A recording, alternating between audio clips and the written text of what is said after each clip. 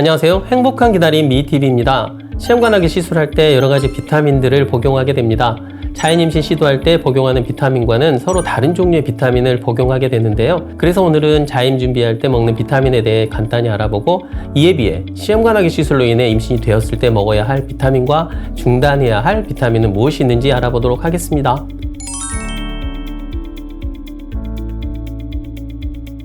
자연임신 준비를 할 때는 단백질이 풍부한 음식을 먹고 엽산과 철분을 복용하고 등푸른 생선 등에 많이 들어있는 오메가3 계열의 지방산인 DHA 섭취를 권장합니다.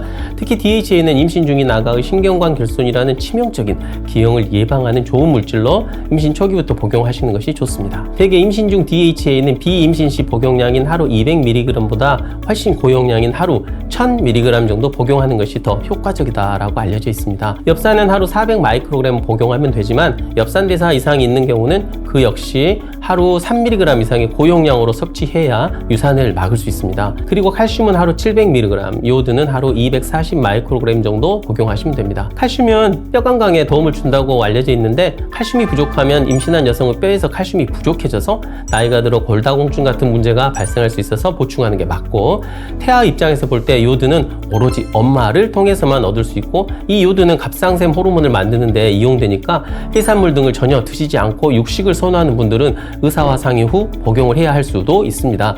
하나 더 말씀드리면 비타민 D가 있겠습니다. 마시는 드롭 형식으로 하루에 400에서 1000 IU 정도 복용하시면 되고, 복용하면서 혈액 검사를 했는데 여전히 낮게 나오면 하루 약 4000 IU까지 일시적으로 증량이 가능합니다. 저 같은 경우는 비타민 D가 임신 중독증, 임신성 당뇨, 조산 등의 위험성을 낮춰주고 태아 두뇌 발달, 신생아의 면역력 등에 깊게 관여하기 때문에 수유기까지 그냥 쭉 드시라고 권하고 있습니다. 마지막으로 비타민 B 복합제입니다. 이 중 이제 특히 중요한 것은 비타민 B 6번은 2.2mg, 12번은 2.6μg 정도가 임신부 하루 권장 섭취량이니 참고 바랍니다. 엽산과 6번, 12번 이 세 가지 비타민을 적절히 섭취해야 체내의 엽산과 아미노산 대사 회로가 제대로 작동하고 혈관을 막아 혈액순환을 저해하는 호모시스테인이라는 물질과 메치온이라는 물질도 대사할 수 있게 됩니다. 지금 나오고 있는 표는 임신 중 복용할 여러 비타민들의 최소 섭취량이니 참고 바랍니다. 그런데 이제 복용하다 보면 비타민 B 컴플렉스는 이제 코에서 이상한 냄새가 느껴지면서 메스껍거나 구역질이 날 수도 있습니다. 너무 심하면 당분간은 복용을 미뤄야 하겠습니다. 그리고 철분제를 복용하면 변비가 올 수 있고 다른 비타민들도 변비를 유발할 수 있습니다. 그래서 임신 초기 산전 검사에서 전혀 빈혈이 없으면서 변비가 심하다면 철분제는 20주경까지 복용을 미룰 수도 있습니다.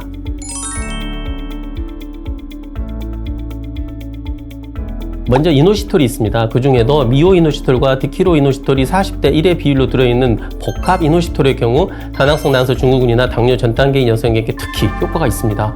임신을 한 경우 시험관하기 시술 중 인공주기로 냉동 배아를 녹여서 임신하면 임신 중독증, 고혈압, 임신성 당뇨의 위험성이 높아지게 됩니다. 이노시톨은 내인성 인슐린의 효과를 향상시켜 혈당이 올라가는 것을 막고 혈압 조절에 관여하는 여러 인자들을 도와 혈압 상승을 억제합니다. 또한 고혈당으로 인해 생길 수 있는, 즉 임신성 당뇨의 합병증인 거디아 분만을 억제할 수 있습니다. 딱히 부작용도 없고요. 그래서 저는 확실한 합치된 견해가 있는 것은 아니지만 적어도 25주 정도까지는 이노시톨을 복용하도록 하고 있습니다. 두 번째로 코엔자임 Q10입니다. 이 조효소는 세포막을 만드는 데 도움을 주고 염증을 완화시켜줍니다.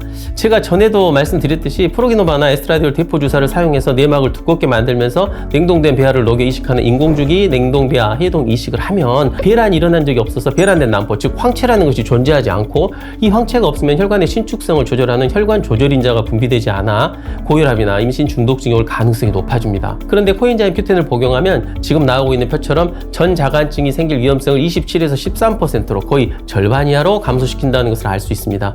그리고 비교적 비만이면서 기름진 음식, 육식을 즐기는 임신부라면 담즙정체나 담석증 위험성이 증가되는데 코큐텐은 간의 산화적 환경을 해독하는 항산화제로 작용하여 담즙정체를 완화할 수 있다는 점도 참고 바랍니다. 하나 더 말씀드리면 비타민 E입니다. 저는 시험관하기 시술할 때 난자채취 후 임신을 기다리는 동안 이 비타민 복용을 추천해드립니다. 강력한 항산화제로서 착상에 방해가 되는 산화적인 손상에서 인체의 기관을 보호합니다. 그때는 대개 500IU 정도의 상당히 고용량을 사용하게 되고요. 임신이 되면 대개 12IU, 즉 3mg 정도의 용량만 있으면 되니까 최소 예를 들어 뭐 브로콜리 80g 하나면 1.4mg이 들어있고 땅콩 두어 개면 1.9mg의 비타민 E가 함유되어 있어 굳이 뭐 다시 챙겨서 복용할 필요까지는 없어서 중단을 권유하고 있습니다. 마지막으로 비타민 A입니다. 다들 아시다시피 이 비타민은 과잉 섭취 시 기형을 유발할 수 있다고 해서 상당히 기피하고 있는 비타민입니다. 하지만 엄연히 태아 성장과 발달, 생식, 면역, 상피 조직의 분화 등의 중요한 역할을 하는 비타민이라 과잉 섭취만 하지 않으시면 복용은 가능합니다. 그런데 저 게시판이나 환자분들한테 비타민 A를 먹었는데 어떻게 해야 하나 뭐 이런 질문을 많이 받는데요.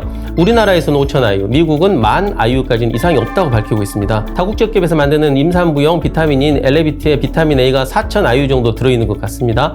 하지만 이 비타민을 잘못 복용했을 때 문제가 생길 수 있어 대개의 제약회사에서 판매되는 임산부용 종합 비타민에는 이 성분이 들어있지 않은 게 현실입니다. 오늘은 자연 임신과 시험 가다기 시 복용해야 할 비타민에 대해서 알아보았습니다. 임신 시도를 하자니 할 게 너무 많고 먹으라는 것도 너무 많고 하지 말라는 것도 너무 많습니다. 하지만 제가 늘 말씀드리듯 이 모든 것들보다 더 중요한 것 하나는 바로 긍정의 힘과 마음의 평화일 것입니다. 안 되고 되고를 우리가 어떻게 결정지을 수 있겠습니까? 그저 최선을 다하고 결과는 하늘에 맡기는 수밖에 없겠지만 그래도 노력이라는 것을 하고 정성을 기울이면 안 될 것도 되고 될 것은 더 빨리 될 거라고 생각하는 게 맞는 것 같습니다. 오늘 하루도 버거로움과 번거로움 속에 병원을 찾고 자기 배에 바늘을 꽂아놓고 난자채취를 하고 또는 난자채취를 기다리고 이식을 하고 피검사를 기다리는 이 기다림의 시간이 빨리 끝나길 기도합니다. 감사합니다.